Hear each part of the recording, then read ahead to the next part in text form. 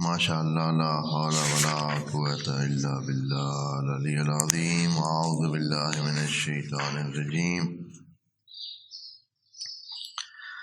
بسم اللہ الرحمن الرحیم الحمد للہ وکفی والصلاة والسلام علی عبادہ الذین اصطفی اما بعد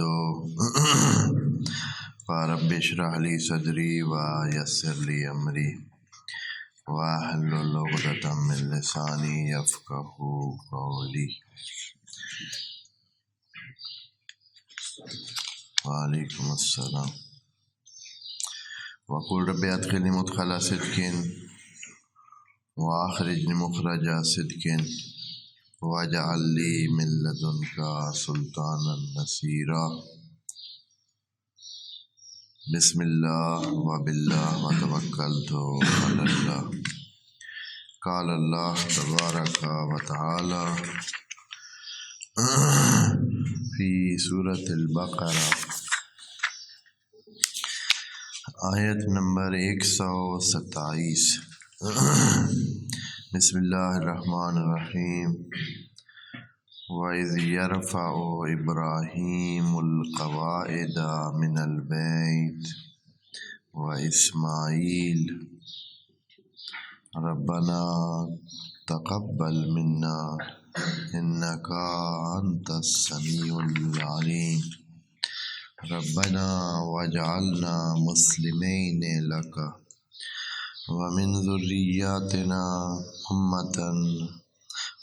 ذُرِّيَّتِنَا أُمَّةً مُسْلِمَةً لَكَ وَأَرِنَا مَنَاسِكَنَا وَتُبْ عَلَيْنَا إِنَّكَ أَنْتَ التَّوَّابُ الرَّحِيمُ رَبَّنَا وَابْعَثْ فِيهِمْ رَسُولًا مِّنْهُمْ يَتْلُو عَلَيْهِمْ آيَاتِكَ وَيُعَلِّمُهُمُ الْكِتَابَ وَالْحِكْمَةَ وَيُزَكِّيهِمْ إِنَّكَ أَنْتَ الْعَزِيزُ الْحَكِيمُ۔ صدق اللہ العظیم۔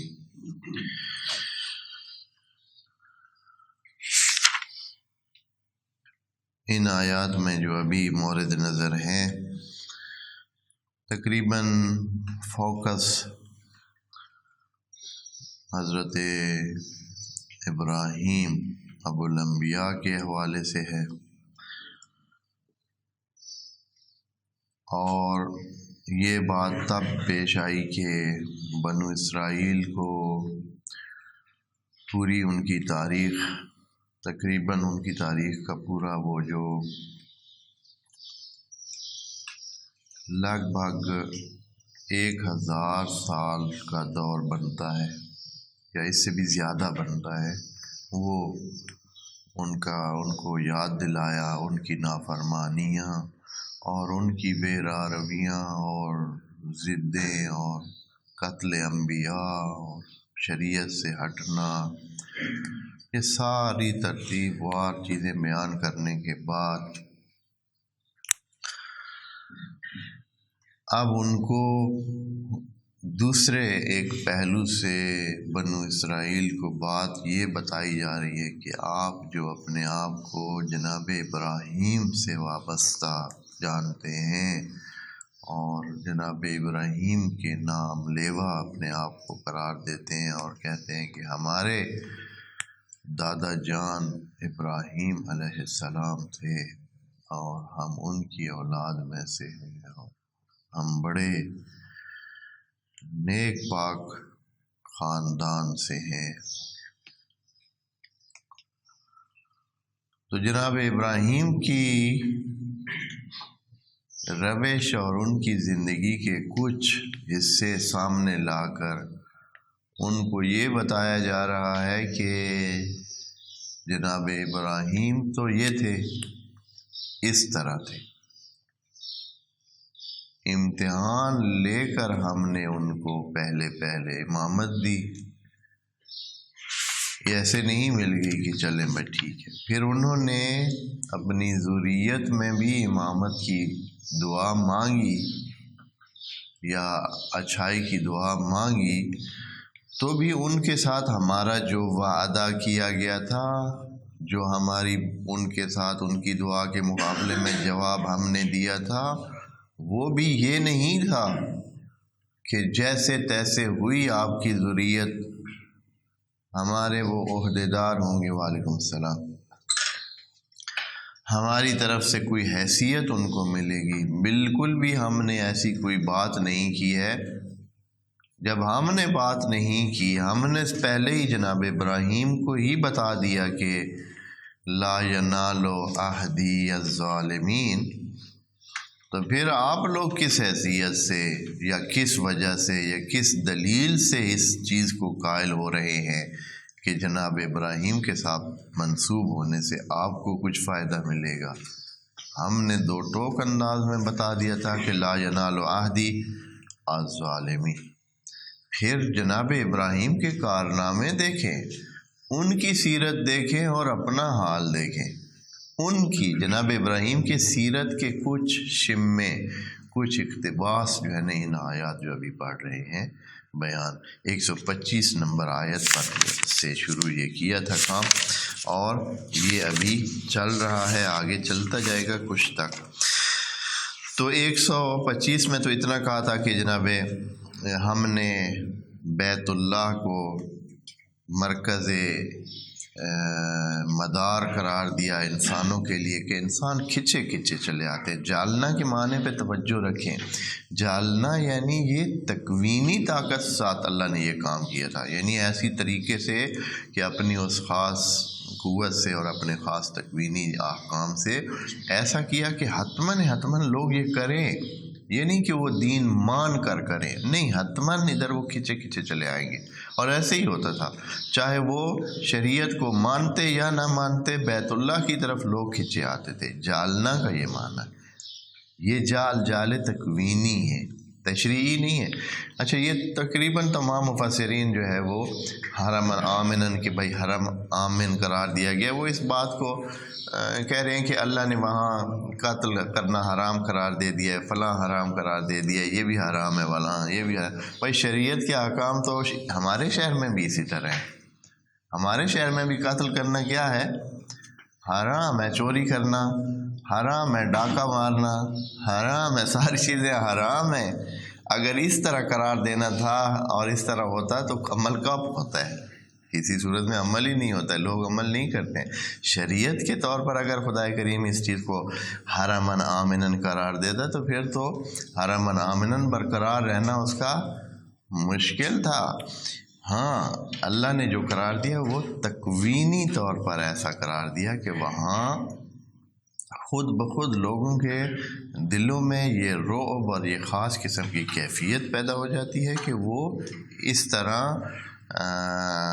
نسبتاً، ہاں، یہ امن کا معنی بھی یہ نہیں کہ کبھی کوئی واقعہ پیش ہی نہ آئے۔ عرض کیا ہے نا کہ اسی ایریا میں بھی کبھی نہ کبھی کچھ مسئلے پیش آتے تھے، ایسے نہیں کہ بالکل، لیکن ایک نسبتاً امن شمار ہوتا ہے۔ جہاں مثلاً فرض کریں کہ ہمارے بعض ممالک میں بھی ایسے ایریاز ہیں جہاں مسائل پیش نہیں آتے، نسبتاً امن، یہ نہیں ہو کہ کبھی وہاں ہوا ہی نہیں ہے۔ مثلا یہ ہمارے شمالی علاقہ جات کے بارے میں پچھلے دنوں رپورٹ ایک آئی ہوئی تھی میڈیا میں کہ وہاں پتہ نہیں کتنے سالوں کے بعد قاتل کا ایک مقدمہ جو ہے وہ درج کرایا گیا۔ مثلا 2 عشرے گزر گئے ہیں، 3 عشرے گزر گئے ہیں، اس کے بعد کوئی ایسا مقدمہ درج کرایا گیا۔ یعنی اتنے نرم مزاج اور جھگڑوں سے بچنے والے لوگ ہیں اور اس طرح کے ہیں کہ اس انداز میں اتنے کم وہاں لڑائیاں جھگڑے سلسلے ایسے ہوتے ہیں کہ وہاں اتنے سالوں بعد کوئی قاتل کا مقدمہ، تو یہ نسبتاً امن کی صورتحال ہوتی ہے۔ وہاں بھی اسی طرح، یہ نہیں کہ بالکل اب کوئی ڈھونڈنے لگ جائے کہ اچھا امن قرار دیا ہے تو بالکل اب وہاں فلاں واقعہ کیوں ہوا تھا، تو کوئی نہ کوئی واقعہ ہو سکتا ہے، لیکن نسبتاً جو ہے نا وہ امن شمار جگہ ہونے والی جگہ۔ اب جو اس آیت میں جو ابھی ہم نے پڑھی ہے، آیت نمبر 127، اس میں ایک اور تاریخی واقعے کی بھی حکایت ہے، اور ساتھ ہی جو ہے جناب ابراہیم کے کارنامے اور ان کی سیرت بھی ہے۔ ان کی سیرت دیکھیں، جناب ابراہیم کی سیرت دیکھیں۔ یہ خدا کریم نے بار بار ہمیں قرآن میں کہا ہے کہ وَاتَّبِعُوا مِلَّةَ إِبْرَاهِيمَ حَنِيفًا، کہ ان کی ملت پر ہی آپ نے چلنا ہے، اور ان کے طریقہ کار پر، ان کے جو انہوں نے اعتقادی حوالے سے جو ذہن رکھا ہوا تھا اور جو عملی طور پر سیرت بنائی ہوئی تھی وہ، جیسے کہ قرآن میں یہ ہے کہ وَلَكُمْ فِي رَسُولِ اللَّهِ أُسْوَةٌ حَسَنَةٌ، اسی طرح وَلَقَدْ كَانَتْ لَكُمْ فِي إِبْرَاهِيمَ، یہ بھی آیت ہے کہ ان میں بھی اسوہ حسنہ ہے، یعنی جیسے رسول خدا کو اسوہ حسنہ قرار دیا گیا ہے، اسی طرح جناب ابراہیم کو بھی اسوہ حسنہ قرار دیا گیا ہے، اسوہ قرار دیا گیا کہ وہ بھی ماڈل ہیں، ان کو دیکھ کر چلیں اسی قرآن میں۔ تو یہاں کیسے ہے یہ جو بات کریں وَإِذْ يَرْفَعُ إِبْرَاهِيمَ کے منظر دیکھیں، اور پھر ایک چیز اور جو قرآن کے حوالے سے بار بار بتا رہے ہیں، قرآن ایک ایسی کتاب ہے، ایسی دلچسپ کتاب ہے، اس میں بات کا ایک زاویہ بیان کر کے باقی حصہ خود مخاطب پر چھوڑ دیا جاتا ہے، کچھ حصہ بیان کر کے باقی حصہ، بھئی اتنی لمبی بات کرنے کی ضرورت نہیں ہے، مختصر بات کر کے باقی آپ خود جانتے ہیں کیا بات ہے، یعنی آگے پیچھے خود مخاطب ہی قرار دے دیتا ہے۔ دیکھیں یہاں کیا کہتا ہے، وَإِذْ يَرْفَعُ إِبْرَاهِيمُ الْقَوَاعِدَ مِنَ الْبَيْتِ وَإِسْمَاعِيلُ، جب اٹھا رہے تھے بنیادیں اللہ کے گھر کی جناب ابراہیم اور جناب اسماعیل، بس یعنی آپ ایک منظر پورا ذہن میں لے آئیں کہ بیت اللہ جو ہے وہ کب بنا ہے، یہ قرآن بھی نہیں کہہ رہا ہے، اس کا مطلب ہے کہ وہ بیت اللہ اس سے پہلے ہی موجود تھا، بیت اللہ اس سے بھی پہلے موجود تھا، جناب ابراہیم کے آنے سے پہلے ہی وہاں۔ کب یہ ہوا ہے، کیسے ہوا ہے، قرآن نے اس کا صرف اشارہ کیا ہے، کہا ہے کہ ان اول بیت وضع للناس، اول بیت وضع للناس، اگر پوری اس زمین پر کوئی گھر، کوئی اللہ کی طرف سے بیت بنایا گیا ہے جو تمام انسانوں کے لیے ہے، تو وہ ان اول بیت وضع للناس للذی، وہ ہے جو بکہ میں ہے، یعنی مکہ میں، یہ قرآن میں۔ تو بس یہ جو بیت ہے یہ اس سے پہلے کہیں بنا تھا، کب بنا تھا یہ کسی کو نہ پتہ ہے، کسی کو بھی نہیں پتہ ہے، کیونکہ یہ تاریخ سے پہلے کے واقعات ہیں۔ آپ جانتے ہیں نا، کچھ واقعات کو ماقبل تاریخ وہ واقعات کا نام دیا جاتا ہے، ماقبل تاریخ۔ ماقبل تاریخ کا مطلب یہ ہوتا ہے کہ جب سے انسانی تاریخ درج کرنے کا رواج پڑا ہے یا لکھنا شروع کیا انسانوں نے، یہ اس سے بھی پہلے کی بات ہے، کیونکہ کہتے ہیں کہ جناب نوح کے طوفان اور اس کے آس پاس کی زندگی سے اس کے بعد انسانوں نے اپنی تاریخ جو ہے وہ لکھنا شروع کی ہے۔ بہت ہی ایسے غبار آلود یا یہ ہے کہ بہت ہی مبہم قسم کی تاریخ موجود ہے جناب نوح اور اس کے آس پاس کے وقتوں کی، اس سے بعد تھوڑا بہت جو ہے وہ ایسے زیادہ وضاحت کے ساتھ ہوتی جاتی ہے، اور جیسے زمانہ آگے آتا ہے تو تاریخ زیادہ پھیل کر اور کھل کر لکھی جاتی ہے اور لکھائی کا کام ہوتا ہے، لیکن اس سے پہلے بالکل ایسے اندھیر ہی ہے، پتہ نہیں ہے کہ اس کرۂ زمین پر کیا ہو رہا تھا، کیا ہوتا تھا، کچھ بھی معلوم نہیں ہے۔ تو یہ بھی اسی طرح ہے، یہ بیت جس کی بات اس آیت میں ہو رہی ہے یہ پہلے سے موجود تھا، لیکن اس بنیادیں کھڑی کرنے سے بھی ظاہر ہو رہا ہے کہ وہ اب گر چکا تھا۔ جناب ابراہیم نے جب اس زمانے سے پہلے، اس آیت کے وقت سے پہلے جس آیت میں جناب اسماعیل کے ساتھ مل کر جناب ابراہیم یہ مکان بنا رہے ہیں، یہ بیت اللہ کو کھڑا کر رہے ہیں، تو اس سے پہلے جب بالکل جناب اسماعیل کچھ مہینے کے تھے کہ وہاں اس جگہ چھوڑ کر حضرت ابراہیم جا رہے تھے، تو اس وقت جناب ابراہیم نے یہ دعا بھی مانگی تھی، کہا تھا ربنا انی اسکنت من ذریتی، کہ میں اپنی ذریہ میں سے کچھ کو ادھر چھوڑ کے جا رہا ہوں، بوادن، ایک ایسی جگہ غیر ذی زارعین، جس میں کچھ ہوتا ہی نہیں ہے اور ہونے کی قابلیت بھی نہیں ہے، غیر زارعین نہیں ہے، غیر ذی زارعین، یعنی ایسی ہے جس میں صلاحیت بھی نہیں ہے، ان دا بیتک المحرم، ساتھ یہ بھی کہا ہے کہ کدھر چھوڑے جا رہا ہوں، ان دا بیتک المحرم، وہاں اس وقت آثار شاید کچھ ہوں، جناب ابراہیم کو ہی پتہ تھا۔ اب یہ بھی دیکھ لیں کہ اللہ نے جناب ابراہیم کو وہ جگہ دکھائی تھی کہ یہ ہے جہاں وہ بیت اللہ ہے، اس لیے کہ وہاں اور تو کوئی تھا ہی نہیں، بندر نہ بندہ تھا، نہ بندے کی ذات، نہ پرند، نہ چرند، نہ درخت، نہ کچھ بھی نہیں تھا، صرف ایک خالی جگہ پہ، اور وہاں جو ہے بالکل بیت کے ساتھ ہی، کیونکہ وہ جو جگہ ہے جہاں مقام ابراہیم ہے، جہاں ہجر اسماعیل ہے، جہاں سارا، وہ بالکل ابھی بیت اللہ جو ہے جہاں ہے اسی کے تقریباً قریب ہے، 10-15 قدم کے فاصلے پہ یا اس سے بھی کم تر، یعنی صحن میں ہی ہے، ابھی بھی مسجد حرام کے صحن میں ہی وہ سارا سلسلہ ہوتا ہے۔ اور پھر وہ جو جناب ہاجرہ کا صفا اور مروہ کے درمیان 7 دفعہ آنا جانا، وہ بھی تقریباً ایسے کہ آپ کہہ سکتے ہیں 50 قدم کے فاصلے پر ہے بیت اللہ کے۔ یہاں بیت اللہ ہے تو وہ جو مروہ کی جگہ ہے، صفا، بلکہ صفا اس طرف ہے، مروہ اس طرف ہے، تو وہ صفا والی جگہ، صفا کی وہ جو چھوٹا سا ٹیلہ تھا، وہ اس جگہ واقع قریب ہے، بہت قریب ہے۔ بس یہ ایک موجود گھر کو دوبارہ بنانے کا کام کر رہے ہیں جناب ابراہیم، یہ اس سے پہلے موجود تھا، کون ادھر کس نے بنایا تھا، کیسے، اللہ نے بھی صیغہ مجہول کے ساتھ اس کو بیان کیا ہے، ان اول بیت وضع، یہ نہیں کہا کس نے بنایا، وضع، واضح کیا گیا۔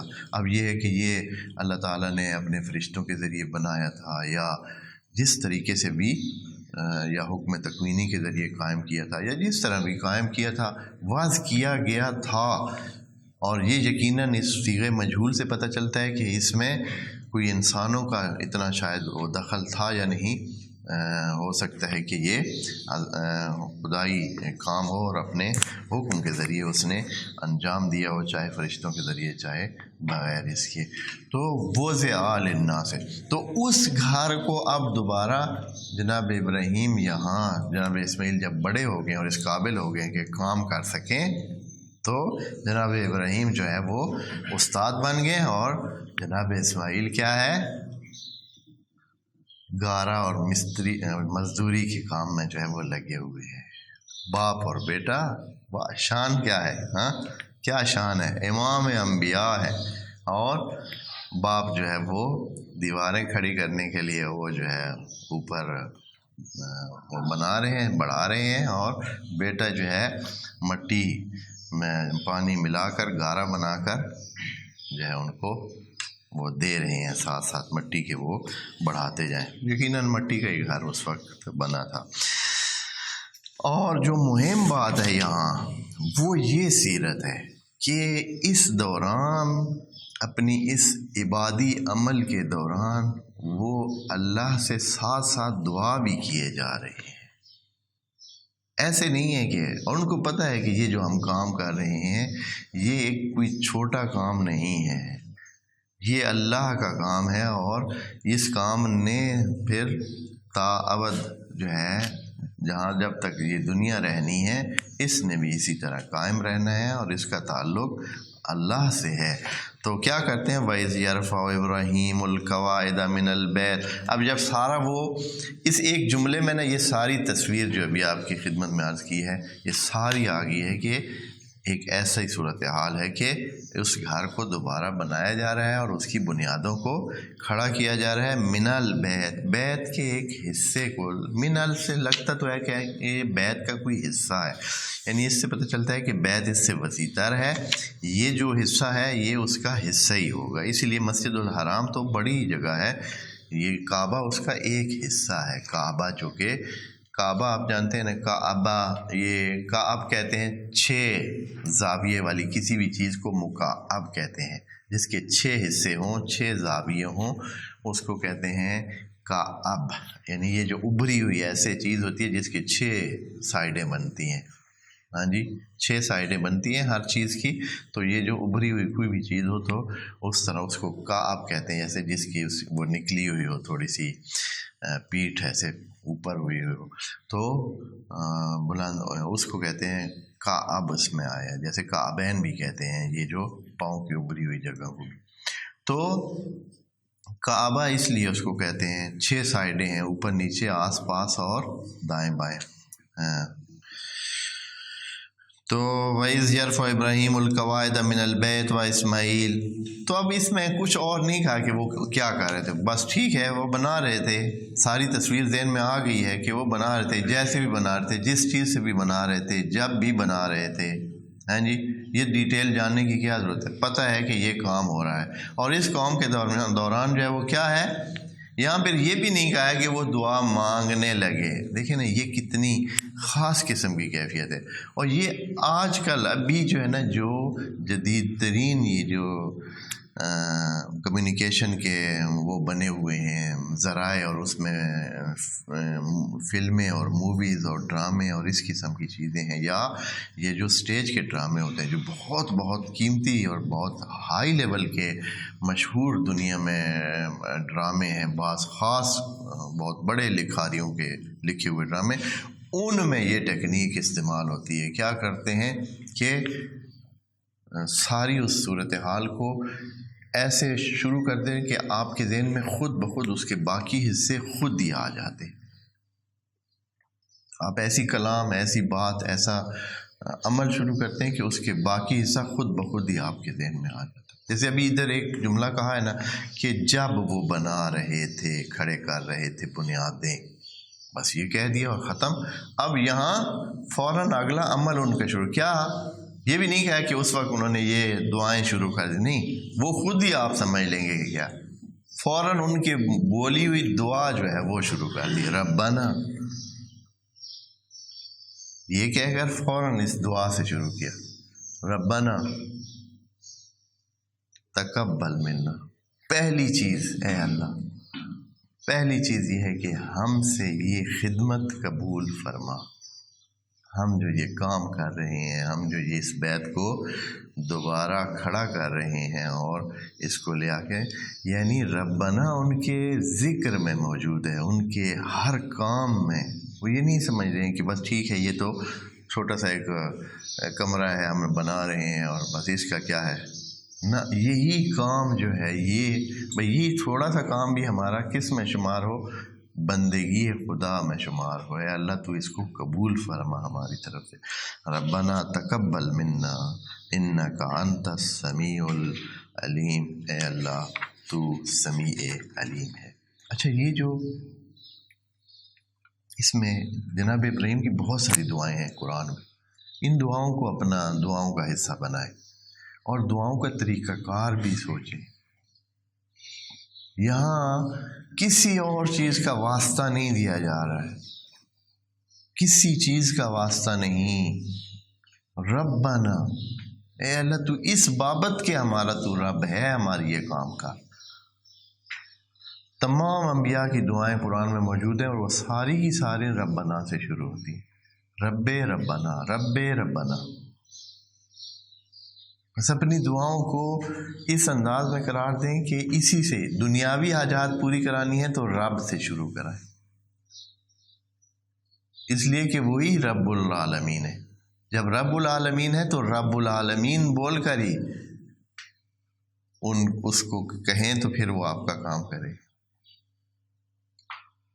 ہمارے ہاں بہت سارے دوسرے طریقے موجود ہیں، خوب کریں دعائیں، اس کے ذریعے سے بھی کریں، لیکن انبیاء نے، یہ قرآن ہے، اللہ نے خود بتائی ہوئی دعائیں ہیں، اوکے کی ہوئی ہیں، اللہ کی طرف سے اوکے ہوئی دعائیں ہیں، جس میں ساری دعائیں جو ہیں وہ رب ربنا سے شروع ہوتے ہیں.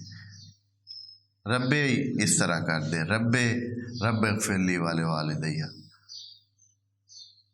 رب زدنی علما، خدا جب خود سکھا رہا ہے دعا تو بھی وہ کہتا ہے کہ اس طرح بولو۔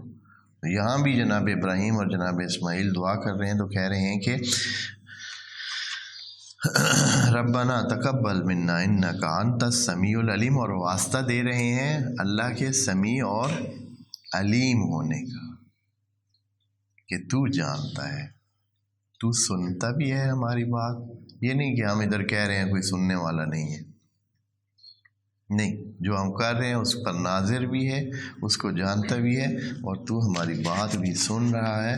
تو کیا کر، تقبل منا، پہلا کام تو یہ کر کے ہمیں اپنے ہاں قبول کر لے۔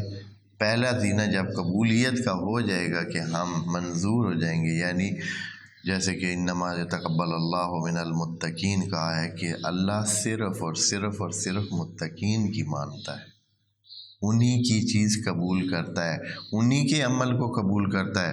کوئی اگر متقی نہیں ہے 100 مسجدیں بناتا رہے، ابھی ہے نا کتنے لوگ ہیں کہ وہ تقویٰ کا ذرا ان میں نہیں ہے، اپنی ذات میں ذرا بھی تقویٰ نہیں ہے، دنیا کے سارے خراب کام وہ کر رہے ہیں، لیکن وہ بیسیوں انسانوں کی خدمت بھی کر رہے ہیں، ہزاروں انسانوں کو روزانہ کھانا بھی کھلا رہے ہیں، مسجدیں بنا رہے ہیں۔ اللہ نے ادھر سے ایک بات کہہ کر سارا کام ہی فٹ کر دیا ہے کہ بھائی ہمیں یہ سارے کام دنیا بنانے والے یہ ہم خود کر سکتے ہیں، ہمارے پاس کوئی وسائل کی کمی نہیں ہے۔ ہمیں جو چیز چاہیے وہ کیا ہے، آپ کے اندر کی پاکیزگی ہے، آپ متقی ہوں، یہ چیز مہم ہے۔ اگر آپ متقی نہیں ہیں تو آپ کے کوئی کام کوئی اہمیت نہیں رکھتا ہے۔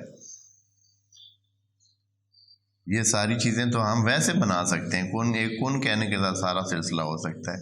ہمیں یہ چیزیں نہیں چاہیے، ہمیں جو چیز مہم ہے ہمارے سامنے وہ آپ کے اندر کی پاکیزگی ہے۔ اگر اندر پاکیزگی ہے تو ان ساری کاموں کی کوئی ویلیو ہے، اور اگر اندر پاکیزگی نہیں ہے تو پھر آپ کرتے رہیں۔ انما یتقبل اللہ من المتقین، اور مثال دے کر سمجھانے کے لیے جناب آدم کے 2 بیٹوں کے ایک مثال دی، ایک ہی قربانی انہوں نے دی تھی، آدھی اس کی آدھی اس کی، آدھی قبول ہو گئی تھی آدھی نہیں قبول تھی، اور وہاں یہ جملہ موجود ہے انما یتقبل اللہ من المتقین، کہ صرف اور صرف متقیوں کی چیز قبول اللہ کرتا ہے۔ تو یہاں بھی جیسے ہے کہہ رہے ہیں کہ تقبل منا، یعنی ہمیں متقیوں میں سے بھی بنا دے، ہم متقی بنے، اور متقیوں کی تو قبول کرتا ہے تو وہ قبول فرما لے۔ آیت نمبر 128 میں اسی دعا کا مزید جو ہے وہ جاری رکھتے ہیں، اور دیکھیں نا ایک دفعہ کہا ربنا، پھر دوبارہ ابھی ایک جملے کے بعد فوراً پھر ربنا، اور یہ کتنا مہم ہے، یعنی بار بار اللہ کو اس کی ربوبیت یاد، جیسے ہم مثلا کسی کو بات کہتے ہیں تو اس کو یاد دلاتے ہیں، لیکن اللہ کو یاد نہیں کرنا، اللہ کو یہ بتانا ہے کہ ہم تیری ربوبیت کے قائل ہیں، ہم تمہیں ہی رب مانتے ہیں، تو ہی ہمارا رب ہے۔ بار بار اس بات کا ذکر کرتے ہیں تاکہ دعا میں استحکام پیدا ہو، دعا جو ہے آپ کی وہ زیادہ سے زیادہ مستحکم ہو، اور اللہ اپنی ربوبیت کے واسطے سے، اپنی ربوبیت کے صدقے میں ہمیں جو ہے وہ یہ چیزیں عطا فرمائے جو ہم مانگ رہے ہیں۔ ربنا وجعلنا مسلمین لک، سیرت ابراہیمی دیکھیں بھائی، ہاں دعا مانگ رہے ہیں، اور یہ صرف سیرت ابراہیمی نہیں ہے، صرف باقی انبیاء کی دعائیں بھی ایسی ہیں۔ تمام انبیاء نے دعائیں کیسی مانگی ہیں، یہ بہت دھیان کا جملہ ہے، بہت دھیان کی بات ہے۔ کیا یہ دعائیں سب کے لیے مانگیں؟ جیسے ابھی سب ایسے مانگتے ہیں، سب ایسے ہی مانگتے ہیں کہ اے اللہ دنیا تمام مومنین کو شفا عاجل نصیب فرما، مثال کے طور پر کہہ رہا ہوں، ہاں تو یہ ایسی دعائیں جو ہونی نہیں ہے، وہ اللہ کے نظام میں سارے مومنین کو شفا، اس کے نظام کا حصہ ہی نہیں ہے، یہ ایسی دعا مانگ رہے ہیں جو ہونی نہیں۔ اے اللہ سارے ظالمین کو نابود فرما۔ بھائی یہ کیا کر رہے ہیں آپ لوگ، کس قسم کی؟ انبیاء نے اس طرح کی کیوں نہیں دعائیں مانگی؟ ہماری دعائیں خود ایک علیحدہ ایک باب ہے مزاح، یعنی نہیں ہے وہ طریقہ کار جو قرآن نے بتایا۔ یہاں جناب ابراہیم صرف اور صرف اپنی اور اپنا جو یعنی دونوں مل کر دعا کر رہے ہیں تو صرف اور صرف اپنے لیے۔ باقی انبیاء نے کیسے دعا مانگی؟ جناب موسیٰ دعا کریں رب اشرح لی صدری ویسر لی امری واحلل عقدۃ من لسانی یفقہوا قولی۔ جناب ہارون کو بھی ساتھ شامل نہیں کر رہے ہیں۔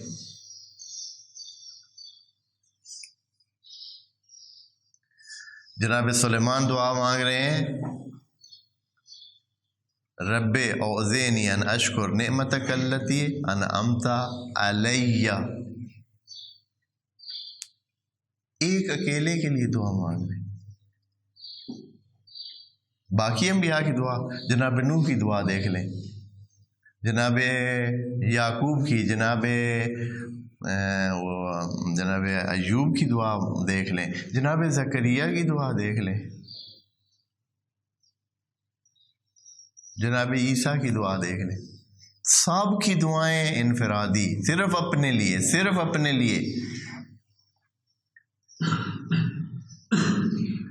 دنیا کا ذمہ کیوں لے لیں آپ؟ کبھی کبھار دوسروں پہ بھی ہو جاتا ہے ربنا آتنا، جب مومنین مل کے دعائیں کرتے ہیں تو پھر ربنا آتنا فی الدنیا حسنۃ وفی الآخرہ۔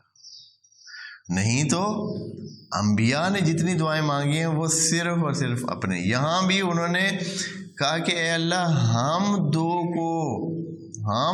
کو، حالانکہ صیغہ جمع بھی لگا سکتے تھے، نہیں کہا ہم دو کو۔ ہمیں دنیا سے کوئی واسطہ نہیں ہے، کوئی مانے یا نہ مانے، اے اللہ تو ہمیں مسلمان بنا دے، ہمیں تسلیم شدہ اپنا قرار دے دے۔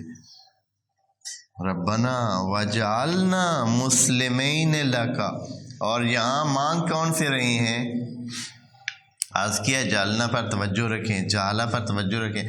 یہاں پھر جناب ابراہیم اور جناب اسماعیل دعا وہ مانگ رہے ہیں کہ اے اللہ ہمیں ایسے کہ فکس کر دے کہ ہم کسی طرف جا ہی نہ سکیں، ہمارے لیے یہ تکوینی انداز میں ایسی صورتحال بنا دے کہ ہم مسلمان ہی مریں، مسلمان ہی رہیں۔ اسلام یعنی یہ تسلیم کا معنی میں مسلمین یعنی تسلیم ہونے والے۔ اسلام کے دو معنی ہیں نا، آپ جانتے ہیں، ایک تو اسلام بطور دین اسلام کے نام کے طور پر، ایک اسلام بطور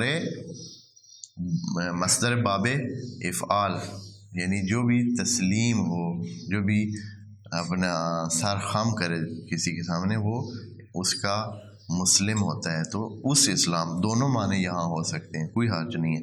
وَجَعَلْنَا مُسْلِمَيْنِ لَكَ، ہم دو کو اپنا مسلمان بنا دے، اپنا تسلیم شدہ انسان بنا دے۔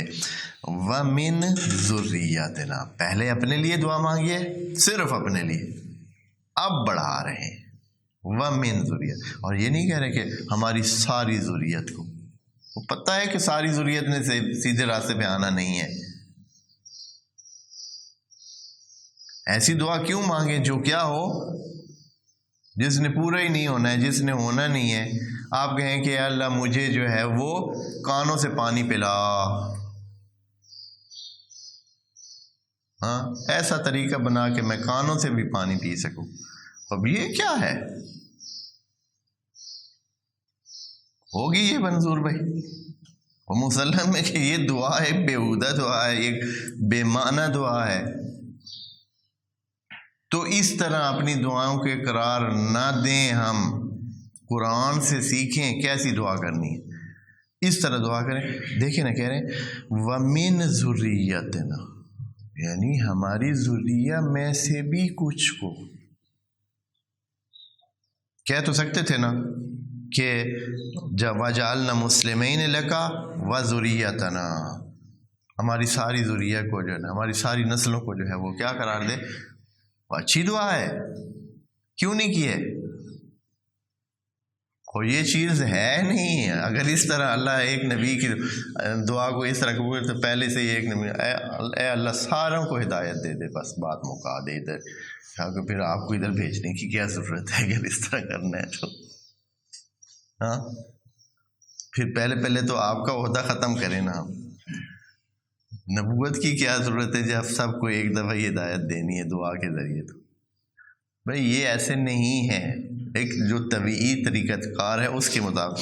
اس لیے ذریتنا سے من لگا دیا ہے، من ذریتنا، ہماری ذریہ میں سے بھی، یعنی ہمیں بھی اچھوں کا اگوان بنانا، اچھے لوگ بنانا. جیسے کہ دوسری جگہ اللہ مومنین کی علامات میں سے بتاتا ہے کہ وہ دعائیں کرتے ہیں کہ وَجْعَلْنَا لِلْمُتَّقِينَ اماما، کہ ہمیں متقیوں کا امام بنا دے، یعنی ہماری ذریہ میں ایسے اچھے لوگ ہوں اور ہم ان کے اگوان ہوں.